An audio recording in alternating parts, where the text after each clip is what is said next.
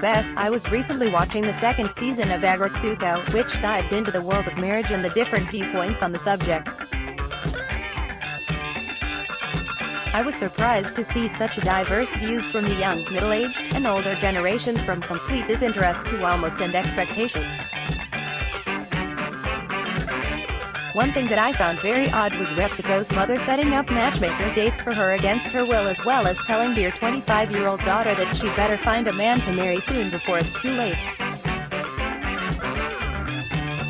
As a millennial, the thought of getting married at 25 is insane, considering most people are barely out of college as well as not really having a great handle on life yet.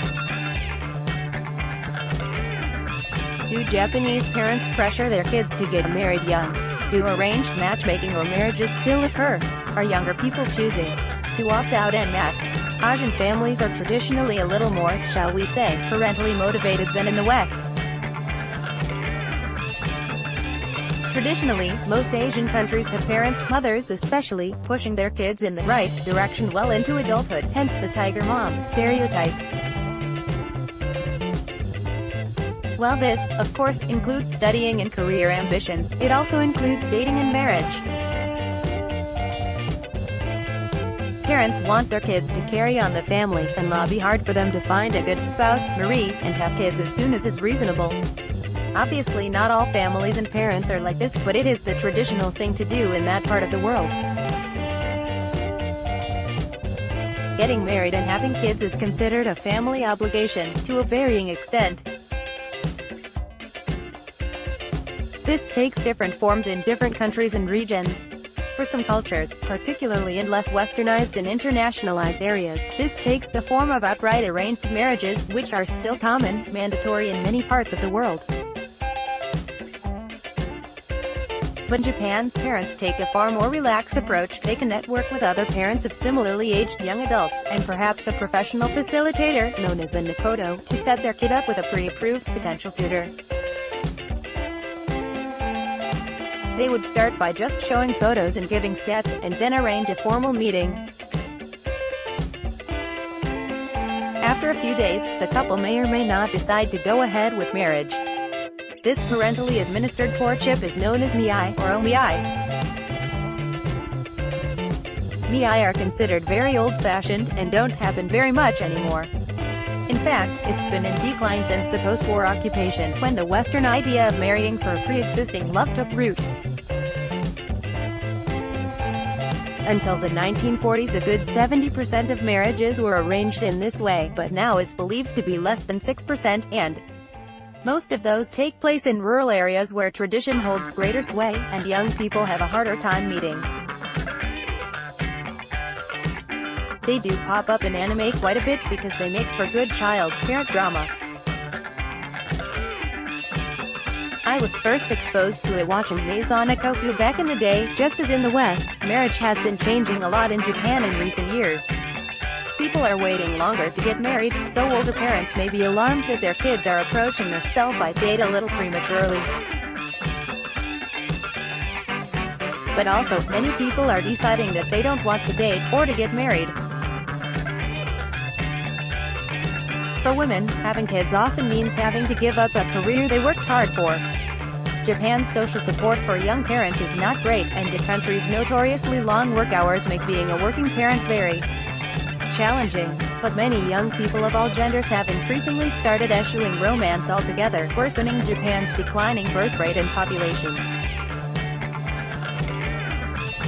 A lot has been written about Japan's decreasing appetite for sex. A recent study noted that 25% of people aged 18 to 39 of both genders were, in fact, virgins, a significant rise, and many editorials have laid partial blame on the easy availability of porn and otaku delights as one reason why.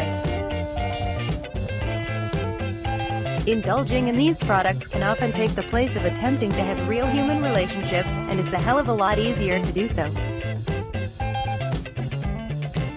I haven't seen any good data on how much of a factor that is, so it's hard to tell if that's a real issue, or just news media hand-wringing. Not everyone has given up or opted out. While online dating platforms don't have the best reputation, many ended up becoming hookup apps or used for bad behavior. Japan has quite a few popular ones, and newer ones are strictly moderated to keep things on the up and up. Professional matchmakers, konkatsudo, or konkatsu, literally, marriage hunters, are also a booming business. But if it happens for people, it's happening later in life. As of 2013, Japan's average age of first marriage is 30.1 years of age, putting it in line with America at 28.2 and Canada at 30.3.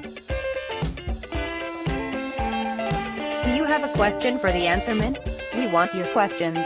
Send in as many or as often as you like. We can only pick 3 questions a week, and unfortunately I don't have all the answers, so if you haven't been chosen, don't be discouraged, and keep on sending. However, check the archives first. I've answered a lot of questions already. Here are some common ones. How do I be a voice actor? How do I get a job in the anime business? How do I get my ideas made into anime? Will blank get a new season? When? New productions are a closely guarded secret until they are announced. I don't know anything Google can't tell you. Is underscore underscore underscore underscore a trend? When did that start? Who knows? You often can't tell these things until years afterwards. I have a record due. Can you help me?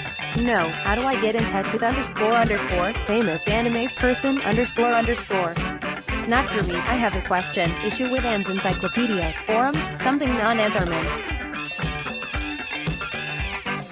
I have nothing to do with those. Check our contacts page. Please keep questions short, 1 paragraph at most, and grammar, spelling counts. They must be sent via email to answerman@animenewsnetwork.com.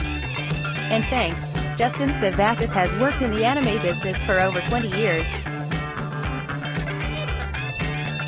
He's the original founder of Anime News Network, and owner of the video production company Medio CD.